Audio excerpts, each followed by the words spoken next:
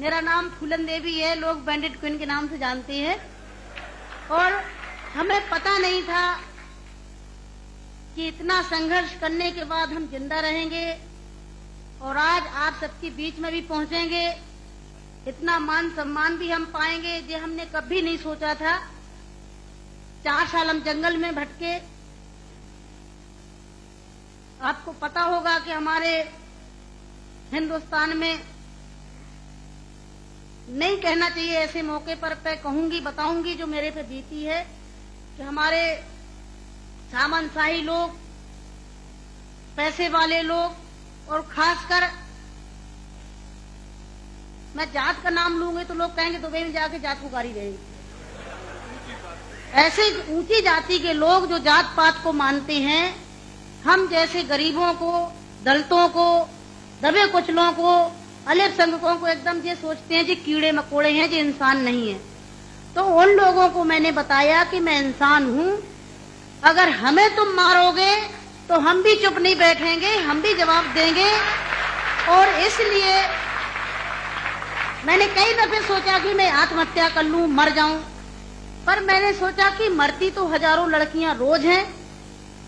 बताओ, हमें डाकू के नाम से जानते हैं लोग, डाकू, फूलन देवी डाकू। बताओ, मेरी 4 हाथ पैर हैं।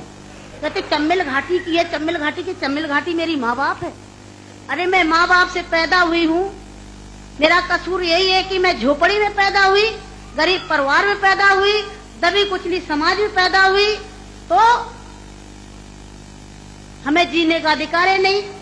मेरे भाई और बहनों, मैंने कोई बुरा काम नहीं किया।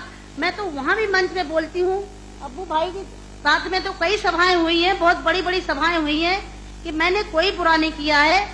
आपने सुना होगा, सुना का आप तो वहीं के सब रहने वाले हैं, कुछ हमारे भाई हैं यहाँ के, है कि एक सीता के कारण इतने बड़े जो रावण का आज तक पुतला फूंकते हैं, उसका यही कसूर था कि खाली एक औरत को उठा ले गया तो आज तक पुतला फूंकते हैं। मैंने क्या बुरा किया?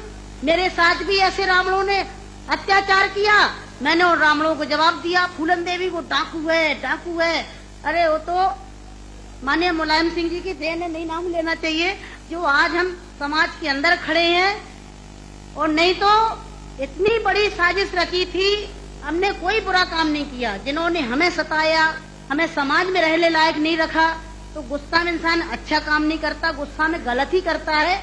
और जो कुछ भी हुआ अच्छा और बुरा सबक सिखाने के लिए कि हम जैसी बहन बेटियों के साथ अन्याय अत्याचार करोगे तो कोई भी महिला घर से बाहर निकल के और अपने अधिकारों की लड़ाई लड़ने के लिए मैदान में खड़ी हो जाएगी। तो मेरे भाई और बहनों, हमें तो डाकू घोषित कर दिया। जब मैं चुनाव लड़ने जाती हूँ तो सब एक ही भाषण रहते हैं, किसी के और कोई भाषण नहीं रहते हैं। बताओ, मैं डाकू दिखाई देती हूँ? क्या होता डाकू है? तुमने हमें सताया, हमें लूटा पीटा। डाकू तो वो बेईमान जो हम जैसी महिलाओं को लूटते पीटते हैं। तो मेरे भाई और बहनों, 4 साल में जंगल में भटकी, 11 साल में जेल में रही, और जेल में भी हमें पागलों के साथ रखा गया था। अच्छी जगह नहीं रखा गया, जहीं पागल महिला थी, पागल महिलाओं में रखा गया था। 11 साल तक हमें जेल में रखने के बाद कोर्ट में पेश नहीं करा गया। और जब जेल से छोड़े गए तो बहुत बड़ा हमारे हिंदुस्तान में तूफान आया कि इतनी बड़ी डाकू को छोड़ दिया गया, बहुत बड़ा अन्याय हुआ। बस आप सबका प्यार था, आशीर्वाद था, कुछ ऊपर वाले की भी दुआ थी, जो आज आप सबके बीच में